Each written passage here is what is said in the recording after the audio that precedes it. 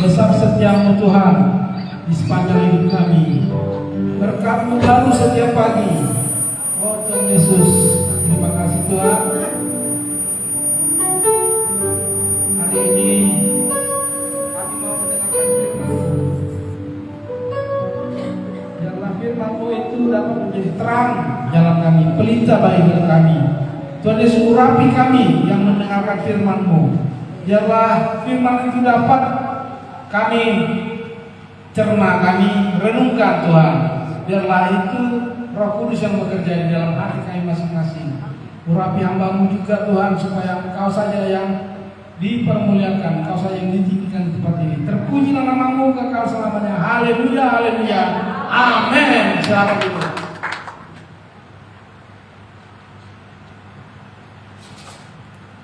Salam. Salam. Salam. Salam. Ya. Harus kalau berjumpa Tuhan itu harus semangat, ya. Enggak ada yang nanti loyo-loyo, jangan. Harus semangat, ya. Kenapa kita itu berjumpa cuma sekali dalam seminggu, ya kan? Jadi kalau kita berjumpa, kita harus memberikan yang terbaik bagi kita, bagi Tuhan Yesus kita. Ya, saya kemarin mengingatkan juga, ya, saya tidak henti-hentinya mengingatkan supaya kita seperti salib itu, ya. Salib di bawah itu adalah berakar. Berakar adalah mempunyai kehidupan yang pribadi dengan Tuhan. Ya, kita harus mempunyai hubungan yang pribadi sama Tuhan. Jadi kalau kita pagi-pagi itu bangun, ya, Tuhan itu menginginkan pagi-pagi sebelum terang. Kan ada terang tanah. Kalau terang tanah itu jam 6. Terang tanah dia belum ada. Cuman kita jalan bisa lihat. Tapi Tuhan minta sebelum masih gelap. Ya, kalau kita lihat waktu kehidupan Yesus pagi-pagi sekali pada hari waktu masih gelap. Jadi jam 5 atau setengah 5 itu masih gelap. Nah, disitulah kita datang berdoa, cuci muka, segar, berdoa kita. Baru habis itu nanti selesai boleh kita tidur lagi. Kenapa? Karena Tuhan itu jalan itu rupanya pada waktu pagi. Pada waktu pagi dia jalan, datang. Ya, ingat waktu Tuhan Yesus di bumi dia selalu berdoa pagi-pagi. Itu dari mana? Waktu orang Israel pagi-pagi memungut mana. Jadi Tuhan itu mengasih makanan mana, ya, pagi-pagi waktu hari masih gelap. Kalau udah terang tanah, mananya hilang, menguap. Ya, jadi pagi-pagi. Memang ada juga cerita lucu, ya, Tuhan Yesus. Pagi-pagi Tuhan Yesus kan ngasih mana itu kan setiap pagi. Cuman orang Israel ini, maaf kata, buang kotoran itu di kami perkemahan nggak ditutup. Jadi banyaklah di situ kotoran-kotoran orang manusia gitu kan. Akhirnya difirmankan sama Musa, kau ajari bangsa Israel, kalau dia mau buang kotoran digali dulu baru ditutup. Gitu. Karena aku berjalan-jalan di perkemahan Israel katanya. Jadi itulah makanya mereka itu ditutup. Ya, karena Tuhan itu ngasih ngantar makanan mana itu dia sendiri loh rupanya. Tuhan Yesus yang ngasih makanan mana itu. Jadi dia lihat itu kan kayaknya kurang elok. Jadi difirmankan, ada firmannya, ya, di Ulangan. Jadi itulah yang menjadi dasar kita. Kita pagi-pagi menghadap Tuhan. Ya, pokoknya cobalah, pasti sukacita. Saya pokoknya pagi-pagi bangun, ya. Kadang-kadang ya dimanapun itu bisa berdoa, kasih waktu 15 menit, 20 menit kita berdoa sama Tuhan. Wah, nikmat, beda rasanya. Nah, habis itu kita tidur nggak apa-apa.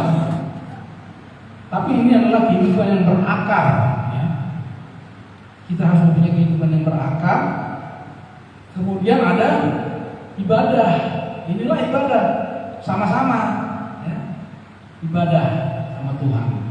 Kita di sini sama-sama senang, kita memuji Tuhan dengan sukacita, ya. Jadi di sini jangan dulu dipikirkan masalahnya, ya, tinggalkan semua masalahmu. Di sini hanya bertemu sama Tuhan. Ya. Kalau ada yang punya hutang, ya udah, masa bodoh. Ya. Ada masalah apa, tinggalkan semuanya. Ya, di sini sukacita memuji Tuhan. Ada yang belum bayar kontrakan juga, nggak usah dipikirkan. Ya. Karena besok ada waktunya. Jadi di sini kita beribadah. Jadi itu kehidupan pribadi jangan ditinggalkan, kehidupan beribadah juga jangan ditinggalkan. Ada kan ayatnya itu, walaupun orang Israel tetap berbuat dosa, ya kita baca dulu ya, 1 Samuel 12 ayat 20. Kadang-kadang kita masih berbuat dosa nggak? Masih, ya kan? Manusia susah, marah-marah nanti nggak sabaran. Coba 1 Samuel 12 ayat 20. 1 Samuel 12 ayat 20. Atau yang sudah dapat bacakan aja keras. Bacakan firman Tuhan.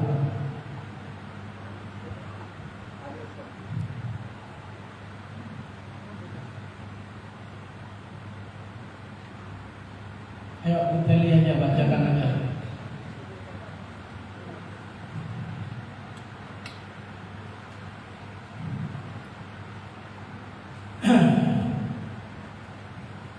Nah, waktu kita ini berjalan terus soalnya.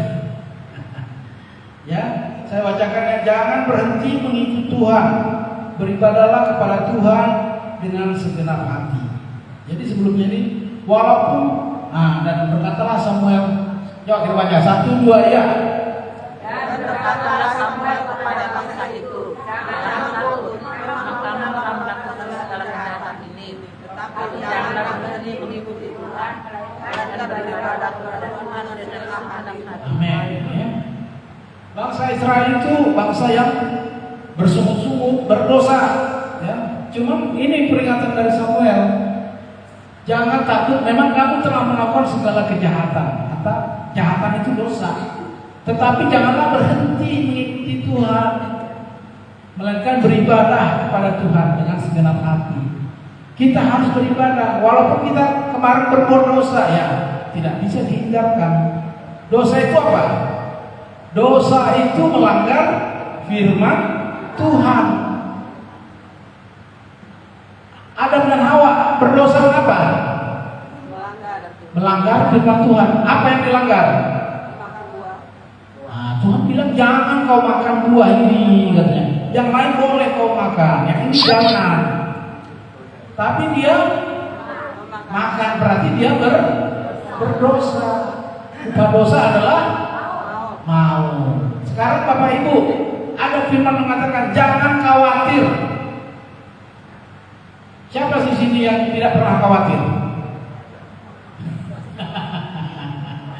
Jadi kalau katanya jangan khawatir, kalau Bapak Ibu khawatir berarti Bapak Ibu berdosa. Ya itu firman Tuhan. Gak usah kita pikirkan yang jauh-jauh lah. Yang ini aja. Jangan takut. Jangan takut. Siapa ini yang takut sama hantu? Tuhan bilang jangan takut, ya. Jangan takut kita. Kalau takut kita berdosa. Jangan khawatir. Kalau khawatir berdosa. Gak usah yang jauh-jauh, yang simpel-simpel aja. Jangan kau makan, ya. Kata jangan kau makan buah ini. Dimakan berdosa. Jangan marah-marah, ya. Jangan marah-marah sampai matahari terbenam. Boleh marah-marah, boleh, ya, tapi sampai matahari terbenam. Besok nggak boleh lagi. Ya kalau besoknya masih marah, masih mendendam, berarti berdosa. Jadi dosa itu tetap kita lakukan. Susah memang selama di dunia ini kan kita masih hidup di dunia ini, tapi kita sehari demi sehari terus dibaharui budimu, karaktermu. Ya. Ini katanya walaupun kau berdosa, jangan berhenti mengikuti Tuhan. Orang Israel apa aja dosanya? Banyak yang bersungut-sungut, ya, tidak percaya, memberontak, itu semuanya. Mereka tidak percaya sama Musa. Bersungut-sungut dosa enggak? Berdosa. Jadi ibu bawa jangan bersungut-sungut. Nggak usah bersungut-sungut, harus bersyukur. Syukur aja lah udah dimanapun, dalam segala hal, dalam segala hal. Bukan hanya dalam kalau kamu dapat rezeki bersyukur Tuhan. Nggak dapat rezeki juga bersyukur, itu kata Tuhan. Ya. Nah ini makanya banyak sekali yang kita pikir, saya tidak berbuat dosa. Apa yang tidak berbuat dosa? Kalau khawatir aja berbuat dosa. Khawatir, marah Tuhan. Jangan khawatir. Nah oleh karena itu, kita mengikut Tuhan itu harus mempunyai hubungan yang pribadi. Walaupun kita tahu kita pasti berbuat dosa, terus beribadah, jangan lupa. Kemudian kesaksian. Bersaksi setiap hari, ya minimal kalau nggak bisa ada yang disaksikan nyanyi, ya. Saksi. Ya. Sebenarnya kalau kita tidak bersaksi itu namanya Kristen KTP, Kristen tanpa kesaksian. Jadi harus ada yang disaksikan. Saksi itu apa? Melihat, mengalami, melihat kejadian saya sakit parah, saya sakit kanker, kemudian saya sembuh, itu saya saksikan. Terkadang kita melihat yang luar biasa, enggak juga, yang sederhananya kita saksikan. Ya. Tapi memang kita itu harus orang yang jangan takut, sehingga dalam menghadapi suatu pencobaan kita mengalami suatu hal yang jangan spektakuler, kayak orang Israel menyeberangi Laut Merah, itu memang dahsyat, ya, dahsyat. Tapi sehari-hari juga bisa, ya. Sehari-hari, ya contohnya ini Ibu Yuni yang kemarin itu kan, dia pesta si Beci, pesta cuma disiapkan makanan 100 orang, tapi yang makan katanya lebih dari 100, hampir 1000 orang, karena di rumah ditaruh datang. Tapi dia yakin mana itu kalau dia yakin lah apa itu cukup semua ternyata bisa makan. Ini mirip-mirip sama 5 roti 2 ikan. Ya kan? Karena mengucapkan syukur, puji Tuhan, cukup. Tak ada mana caranya nggak tahu. Itu urusan Tuhan. Ya. Nah, seringkali kita ini Tuhan itu sebagai apa bagi kita? Satu, pelindung kita. Kalau ada masalah Tuhan, saya dikejar-kejar kolektor ini, tolong Tuhan. Tahu kolektor nggak jadi, aman. Jadi satpam jadi Tuhan, ya. Terus Tuhan saya sakit Tuhan, ini sakit kanker. Sembuhkanlah. Dengan iman sembuh. Ya. Berarti Tuhan itu jadi dokter. Ya. Habis itu Tuhan, saya minta rezeki yang hari ini. Saya jualan ini, melalui jualan ini bisa kau berkati, datanglah orang yang membeli supaya saya dapat rezeki. Ternyata dapat. Jadi Tuhan itu udah segala-galanya kita minta. Ya. Tapi apa yang kita berikan sama Tuhan? Jangan minta aja. Gak ada kau berikan sama Tuhan. Coba kalau misalnya kau jadi Tuhan jadi keamanan, itu kau bayar berapa? Keamanan pribadi loh. Tuhan, aku berjalan sini takut aku. Coba kau yang melindungi, menentukan langkahku. Jangan jadi. Bayar berapa kalau kita sewa keamanan? Apalagi dokter. Ya, sakit saya Tuhan, sakitnya parah lagi kan? Cancer yang berat-berat, stroke yang berat-berat kan? Terus habis itu disembuhkan sama Tuhan. Padahal dia keluar rumah sakit. Ini berapa? Ini puluhan juta ini. Ya. sekali kemo 30 juta. Ini minimal 5 kali kemo. Udah berapa? Terus sembuh dibuat Tuhan. Apa yang mau kasih? Ya kita juga jangan mengapa juga orang yang tidak tahu berterima kasih juga. Bahkan di dalam dialog itu kamu harus sepadan. Tapi perlindungan dulu kita lihat ya. Tuhan itu adalah perlindungan kita, semuanya memelihara kita, semuanya Tuhan itu ya. Coba 2 Raja-Raja 19 ayat 14. Kita belajar dari Hizkia ini. Kenapa Hizkia, Raja Hizkia dilindungi oleh Tuhan? Kenapa? Coba kita baca. 2 Raja-Raja 19 ayat 14.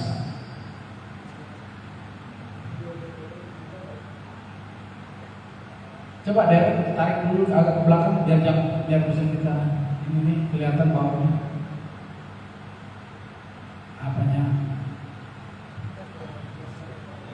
Ya, tarik belakang dikit. Ya. Enggak usah kursinya juga tarik kursinya. Ya. Lihat itunya, jangan hanya digeser aja, lihat itunya. Atau maju aja kali. Ya. Ya, kita baca. 1 2 ya. Hizkia menerima surat itu dari tangan para utusan, lalu membacanya. Kemudian pergilah dia ke Tuhan, membentangkan surat itu di hadapan Tuhan. 15. Hizkia berdoa di hadapan Tuhan dan berkata, ya Tuhan Allah Israel yang berada di atas bumi, Engkau sendirilah Allah segala kerajaan ini. Engkau lah yang menjadikan langit dan bumi. Ya, berikutnya. Sedangkanlah namamu ya Tuhan, dan dengarlah bukanlah matamu ya Tuhan, dan lihatlah dengar kata-kata yang telah dikirimnya untuk menaikkan Allah yang hidup. Allah yang hidup. Berikutnya 16 ya. Ya Tuhan, memang raja-raja asing telah memusnahkan bangsa-bangsa dan negeri-negeri mereka. 18. Dan menaruh para anak mereka ke dalam api, sebab mereka bukanlah Allah, hanya buatan tangan manusia. Kayu dan batu, sebab itu dapat dibinasakan orang. 19. Maka sekarang ya Tuhan Allah kami, selamatkan kerajaan kami dari tangannya, supaya segala kerajaan di bumi mengetahui bahwa Engkau sendirilah yang Allah Tuhan. Amin ya. Ini keadaan cukup genting ini ya. Israel itu dikepung oleh bangsa Assyria, Raja Sanhedrin. Baru dikasih surat, ya, kamu menyerah, ya, dan serahkan semuanya harta bendamu. Ya kalau udah ditaklukkan, kamu harus menjadi budak. Ya, kan? Kemudian Hizkia tidak ada lagi pertolongan, sama siapa lagi dia minta pertolongan. Nah, diterimanya surat itu kan, surat ultimatum. Dalam tempo 3 kali 24 jam harus menyerah, serahkan senjata. Semua rakyatnya disuruh jadi budak, dijual. Termasuk rajanya, diambil semua hartanya. Nah, dia gimana dia ininya? Gak ada lagi pertolongan. Udah jelas-jelas Israel itu hanya sedikit tentaranya, tapi Sanhedrin itu luar biasa tentaranya. Ya. Datang ke rumah Tuhan, kasih tahu suratnya. Ini Tuhan suratnya. Kaulah Tuhan Allah kami, selamatkanlah kami Tuhan. Nah begitu juga kita, kalau misalnya datang surat dari tip kolektor, kasih Tuhan ini surat ini. Bagaimana caranya? Aku nggak tahu. Kaulah yang menolong. Begitu. Ya, lamaran begitu juga. Waktu adik kami melamar dulu, ya di BUMN. Mana suratnya? Surat lamaran kata mama kami. Nih, kita doakan. Kita doakan suratnya. Tuhan ini kami tidak tahu lagi kemana ini, minta pertolongan. Kaulah yang mengurapi surat lamaran ini supaya dia diterima. Tapi terserahmu lah mana yang terbaik. Nah, selalu kita begitu. Kita permohonan tapi kita minta juga yang mana yang terbaik. Nah, Tuhan tunjukkan masuk dia. Luar biasa Tuhan kita. Nah ini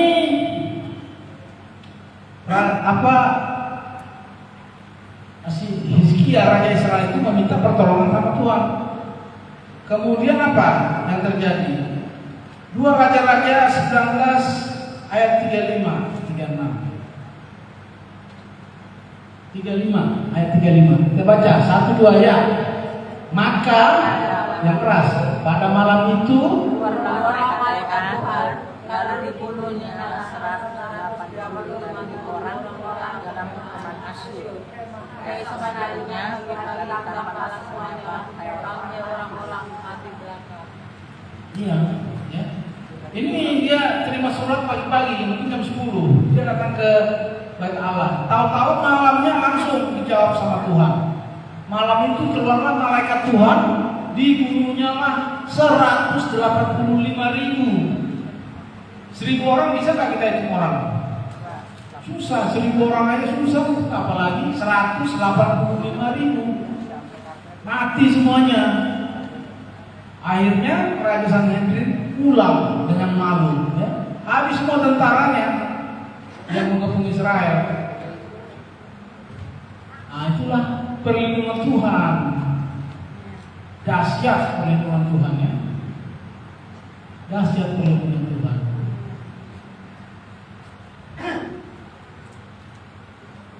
Jadi malaikat Tuhan itu di mana? Malaikat Tuhan itu di sini, di bumi, bukan di surga dia. Ada yang di surga, ada yang di bumi. Jadi keluar malaikat Tuhan itu dari sini.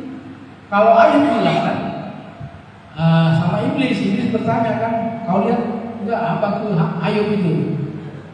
Ya dia tetaplah dia memuji Tuhan karena engkau pagari dia dengan malaikat-malaikatmu.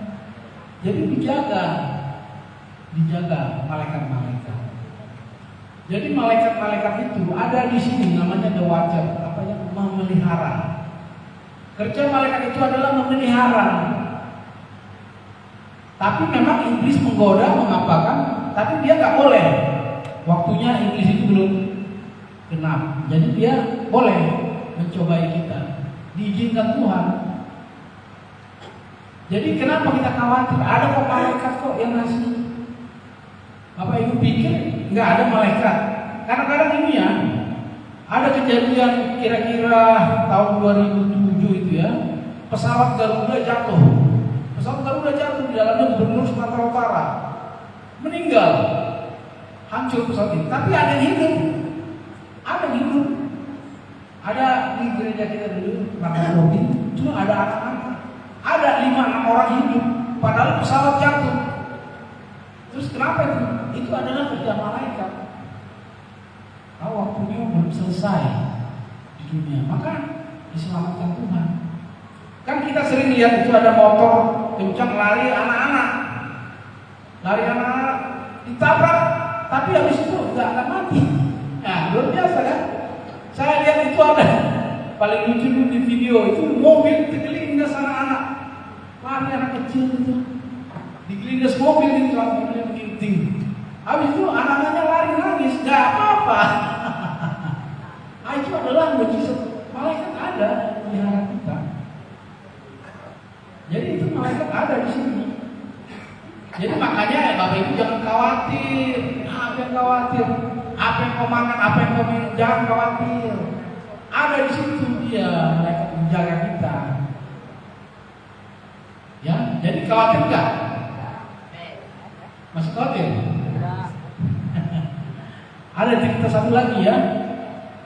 Jadi di Afrika itu kalau anak kaki balik ya 14 tahun lah itu disuruh ditaruh di hutan diikat. Jadi dia satu malam itu harus di hutan diikat. Nah, jadi di situ dibawa dia kan kaki balik kan proses menjadi dewasa harus berani diikat pohon. Tengah malam dia nangis. Bapak, artinya mama, nangis. Sampai menjerit-jerit dia kan, tolong mama, tolong papa. Nggak ada jawab, kan stres dia. Tahu-tahu udah pagi, dilihatnya di situ bapaknya membawa panah, menjaga dia. Jadi kalau ada yang jahat, yang binatang apa, dia diselamatkan. Cuma waktu malam dia nggak lihat persis kayak kita, persis nggak? Kita itu Tuhan, tolong Tuhan. Padahal dia ada di situ Tuhan menjaga kita. Bahkan malaikatnya menjaga siap-siap. Cuma kita masih satu nggak percaya, satu nggak ini. Kalau nggak kelihatan berarti nggak ada Tuhan. Ya. Jadi tetaplah kita yakin ada Tuhan melihat kita, menjaga kita. Orang yang dijaga oleh Tuhan, dipelihara oleh Tuhan, ya, pasti dalam perlindungan Tuhan. Berbahagialah Mazmur 91 orang yang dalam perlindungan Tuhan. Jadi perlindungan Tuhan pemeliharaan binatang-binatang itu. Binatang-binatang itu kita pikir itu nggak dijaga loh. Binatang liar, singa, tapi di Alkitab ditulis di situ, singa-singa muda ya mengaum-ngaum dan Tuhan memberi mereka minum. Makan minum singa-singa itu dikasih. Singa-singa dikasih. Kayak ibaratnya taman safari lah. Taman safari, singa-singa itu kan ada yang kasih makan itu. Begitulah Tuhan. Ini kita dikasih makan. Bangsa Israel dia yang datang ke kemah itu. Jalan dia di perkemahan ini, taruhnya roti mana itu. Makanya harus bangun pagi-pagi sebelum terang, sebelum terang tanah. Ini masih lebih pagi lagi. Sama kalau misalnya saudara kita yang Muslim itu kan pagi-pagi dia, pagi-pagi berdoa luar biasa. Mereka mendengar aja langsung mempraktekkan. Kita ini udah ditulis di apa segala macam, nggak pernah kita praktekkan, ya kan? Apalagi pagi-pagi nggak pernah berdoa pula, nggak berdoa langsung lari makan. Ya harus kita cari Tuhan ini mengucapkan syukur. Ya ucapkan syukur dulu. Kenapa? Masih bernapas loh, masih bernapas. Coba kalau udah di apa ya, di ICU, ya pernah di ICU, udah pakai oksigen gini, susah napas, sesak, ya kan?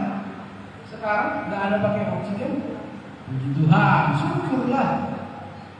Masa kita nggak ada kita syukur? Orang Jawa itu kita, kalau kakinya ditabrak, patah, untung, masih ada satu lagi, patah satu lagi, untung, masih bisa pakai ini. Pokoknya untung terus, ya bersyukur terus. Enggak dia perhatikan yang udah hilang gitu. Misalnya uang saya hilang, ada 200.000 hilang 100.000, syukur masih ada 100.000. Tetap bersyukur. Bukan kalau kita pikirkan yang hilang itu kita stres sendiri, udah nggak dapat. Tapi kalau kita bersyukur maka Tuhan akan pelihara. Nah itulah perlindungan Tuhan. Ya. Nah ini ada inti daripada pelajaran dari si Paulus. Intinya ini adalah di Efesus 4 ayat 1 sampai 6. Coba kita baca 4 ayat 1 sampai 6.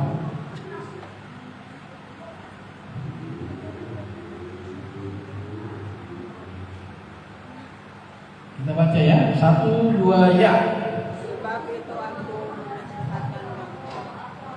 Ayo semuanya dibaca supaya kedengaran sama telinganya. Karena itu akan menjadi iman. Jangan kita mendengar orang lain aja. 1, 2 ya. Sebab itu aku mensyariatkan orang yang menyerahkan karena Tuhan, supaya hidupmu sebagai orang-orang yang dipanggil kepadanya dengan panggilan itu. 2. Hendaklah kamu selalu menjalani lemah lembut dan sabar. Nah, ini dulu ya sampai sini ya. Ini Efesus 4 ayat 1 sampai 6 ya. Tadi sebab itu aku mengingatkan kamu orang yang dipenjarakan karena Tuhan supaya hidupmu sebagai orang-orang yang telah dipanggil berpadanan dengan panggilan itu. Berpadanan artinya sama, setara ya dengan panggilan itu. Makanya kalau kita misalnya minta-minta sama Tuhan, kita harus memberi juga sama Tuhan. Kalau kita minta ampun sama Tuhan, kita harus mengampuni. Ya, dalam doa Bapa kami itu dikatakan, ampunilah kesalahan kami seperti kami sudah mengampuni. Jadi bukan mengampuni, sudah. Itu bahasa asli itu sudah. Jadi bukan kita mau lagi mengampuni orang lain, tapi kita bilang, Tuhan ampunilah aku karena aku sudah mengampuni. Jadi sudah dulu, lakukan dulu, baru kau minta ampun sama Tuhan. Jadi kalau Tuhan ampunilah kami karena saya sementara ini mau mengampuni, tidak diampunilah sama Tuhan. Orang kau mau kapan ya? Kapan kan Tuhan? Sebulan lagi, setahun lagi, tidak jelas. Tapi kita minta ampun.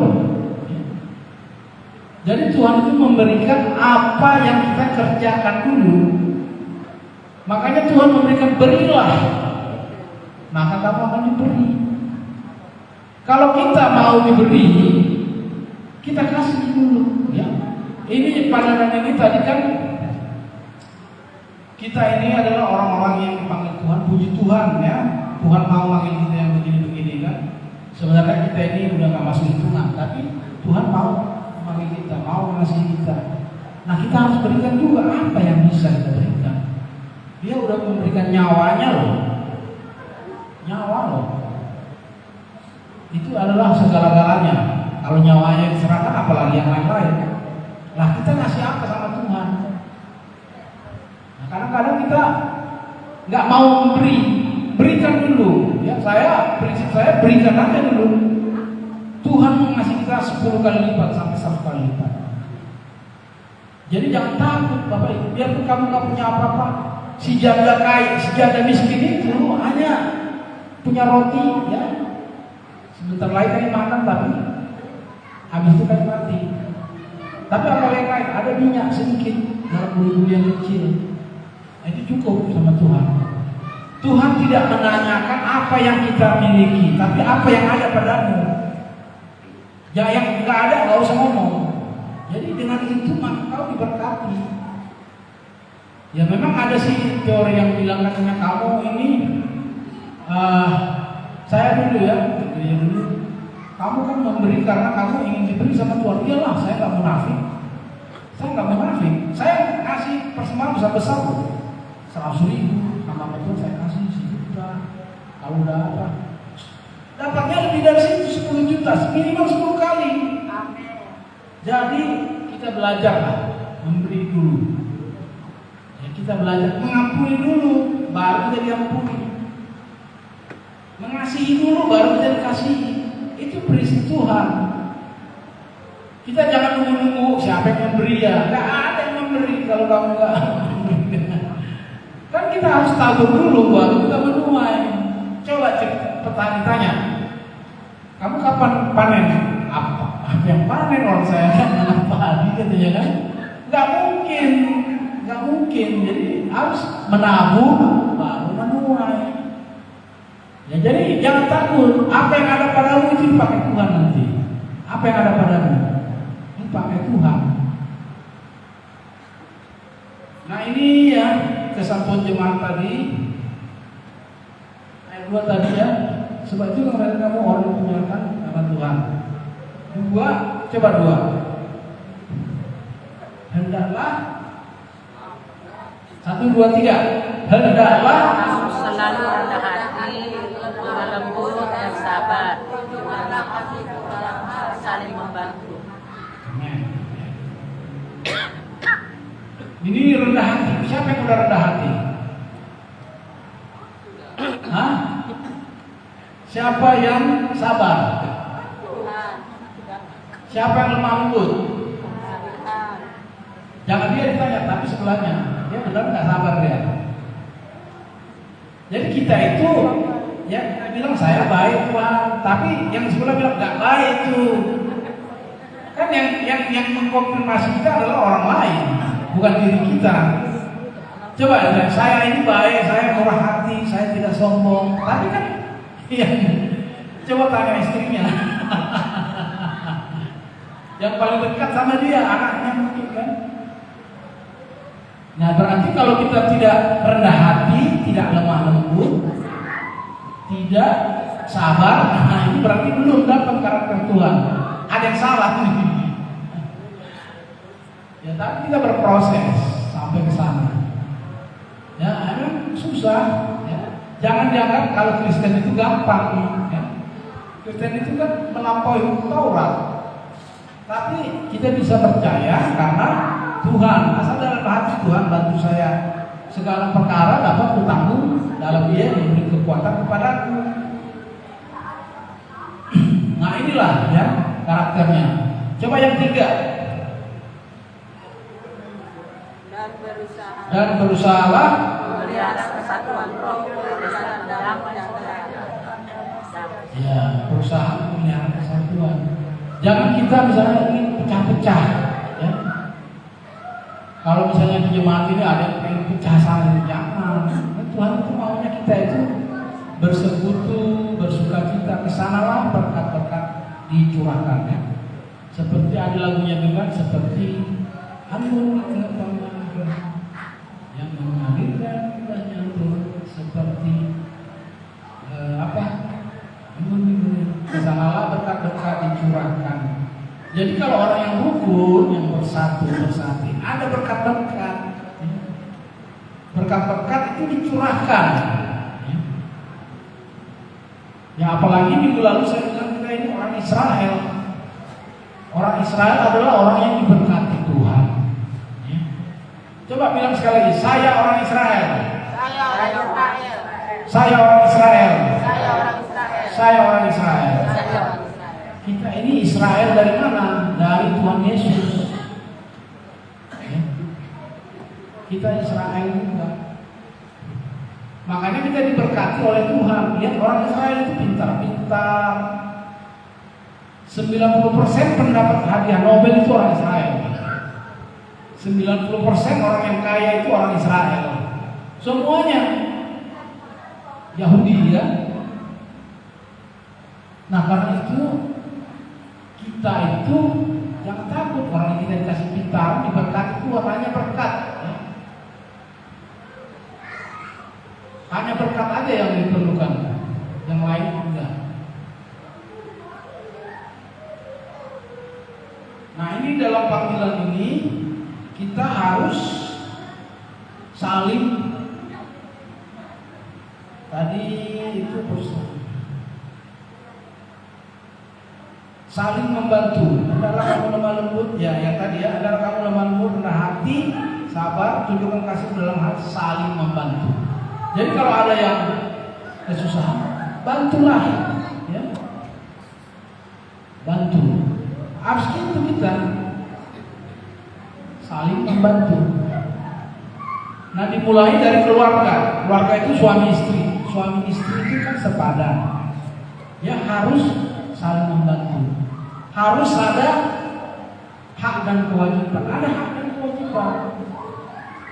Jadi kita juga berkumpul dalam berjemaat. Ada hak kita, ada kewajiban. Nah orang yang tidak melakukan kewajiban namanya apa? Kalau tidak melakukan kewajibannya, itu orang yang tidak bertanggung jawab. Ya. Kalau misalnya suami istri, ya, suaminya nggak melakukan kewajibannya, itu nggak bertanggung jawab. Ada tugas juga dia. Istri juga ada tugasnya. Kita juga jemaat ini semua, ini ibarat rumah tangga. Kita ada hak, ada kewajiban.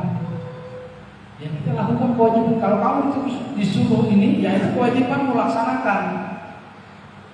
Kalau nggak kau laksanakan, nggak mau. Kau doa, kau yang kau doa. Jangan aku lah ini lah. Itu nggak bertanggung jawab itu orang kayak gitu. Ya dalam kumpulan, ya mulai dari rumah tangga sampai kumpulan jemaat itu ada hak dan kewajiban. Ya jangan kita misalnya hak kita aja kita ini kan. Aku kan berhak, ya kan? Aku kalau aku didoakan, aku dilayani, aku diapa. Tapi kewajibanmu apa? Kewajibanmu juga melayani, saling membantu. Kalau ada yang susah, bantulah. Ya. Minimal misalnya sakit diangkat ke rumah sakit kan. Nah itu ada suatu apa kita, sisi kita. Jangan misalnya Tuhan memang Tuhan sudah memberikan kekuatan sama kita. Tapi kita itu harus beribadah, datang. Itu kan apa kita? Ada kewajiban kita. Kita yang sudah diberkati oleh Tuhan, kita harus memuji Dia, menyaksikan Dia, memuliakan Dia. Ada sisi kita membantu orang lain juga. Jadi tadi seperti lalu kan, dengan apa lu membalas kasih? Tidak mungkin kita bisa balas kasih Tuhan itu.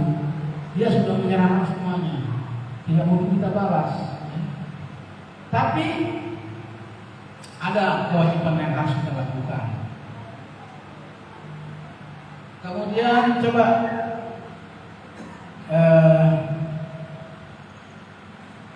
empat ya, Efesus 4 ayat 4, 5, 6. Ayo kita baca 1, 2 ya. Satu tubuhku dan satu roh, sebagaimana kamu telah dipanggil pada satu pengharapan kekal dalam panggilan. Terus Satu Tuhan, satu iman, satu baptisan. Nama satu Allah dan Bapa dan semua Allah yang di atas semua dan oleh semua dan di dalam semua. yaitu kita satu Allah, satu tubuh ya, tubuh Kristus Tuhan yang Allah. Semuanya ini kita adalah satu tubuh, satu baptisan semuanya. Jadi saling mengasihi, ibarat dalam satu keluarga. Ada bapak, ada ibu, ada anak punya adik, ya. Bagaimana kita? Boleh nggak kita misalnya adik kita cubiti, kita pukuli kalau bapak nggak ada? Nggak boleh kan? Karena itu satu kita. Begitu juga jemaat yang lain, ya. Kalau adiknya misalnya nangis, ya, didiamkan, ya. Kalau dia lapar kasih makan, ya harus saling membantu, karena kita satu, ya, satu Allah kita satu hidup kita, satu baptisan, satu roh kita satu, Roh Kudus itu sama semua dikasih Tuhan. Jadi inilah inti dari pengajaran Paulus. Inilah inti sebenarnya, ya. Kasihilah, hanya dua perintah. Kasihilah Tuhan Allahmu dengan segenap jiwamu, dengan segenap kekuatanmu, dengan segenap akal kami, semuanya lah sama Tuhan. Kasihilah sama manusia seperti dirimu sendiri. Nah, kalau sudah bisa kita lakukan itu, maka kita akan dilindungi oleh Tuhan.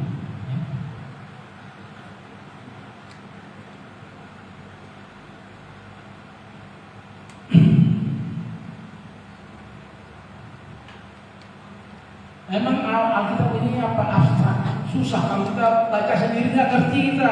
Baca sendiri coba lah. Susah banget ini. Kita baca juga. Saya udah hampir 3 kali baca, nggak ngerti juga. Tapi kalau di sini, ya, kita saling berbagi, keluar sendiri loh. Saya kadang-kadang mempersiapkan khotbah itu nggak ada saya persiapkan terlalu detail. Hanya garis besarnya ini. Tahu-tahu kok ngomong saya kok begini ya, keluar begini. Roh Kudus yang memberikan. Ya karena di sini itu juga Roh Kudus itu, firman itu juga bukan hanya untuk Bapak Ibu, saya juga kena, ya. Nggak bisa misalnya begini sama orang lain, saya nggak bisa. Sama kita. Nah yang berfirman itu adalah Tuhan sendiri. Karena kita udah panggil dari Tuhan. Katakanlah isi hatiku, dikatakan sama Dia. Walaupun saya kadang-kadang nggak ada saya persiapkan itu, keluar sendiri ya. Berarti ini mau Tuhan begini. Makanya saya ulang lagi kan, saya kirim video kan, ulang lagi. Nggak ada saya persiapkan itu keluar ya. Nah itu adalah Tuhan. Tuhan yang mau kita mengatakan firman-Nya, mengartikan firman-Nya. Saya juga, baru mengerti saya begini ya. Ternyata memang dalam persekutuan dengan Tuhan itu ada Roh Kudus yang menerangi hati dan pikiran kita semua, supaya kita mengerti, ya, dalam firman Tuhan. Dan kalau sudah mengerti, lakukan. Ya, jangan hanya menjadi pengetahuan. Ya. Pengetahuan itu paling bahaya. Karena manusia jatuh karena mau pengetahuan. Ya, Tuhan bilang jangan kau makan ini karena itu pengetahuan yang baik dan jahat. Justru pengetahuan itu menjatuhkan kita. Sebenarnya lebih bagus kita nggak usah ada pengetahuan inilah. Tapi apa boleh buat? Sudah dimakan sama Hawa, dikasih sama Adam, kita berdosa semua. Jadi kalau kita mengikuti, ikutin aja perintah Tuhan. Udah mengerti, lakukan begini. Lakukan ini, kasihi sesama jemaat, saling mengasihi. Coba salam kita sekarang, aku mengasihimu.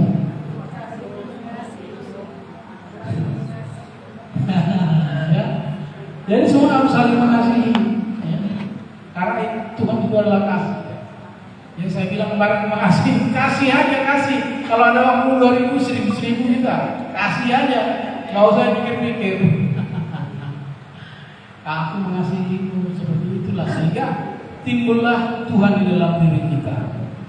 Amin. Sampai di sini firman Tuhan. Kita berdoa. Tuhan Yesus, terima kasih Tuhan. Firman-Mu telah kami dengar. Kami percaya bahwa firman yang telah dikabulkan tidak kembali dengan sia-sia, tapi akan bekerja di dalam hati kami. Kami lakukan siang dan malam menjadi terang jalan kami. Terima kasih Tuhan. Berkati kami, berkati juga firman-Mu. Terpujilah Engkau. Haleluya. Amin.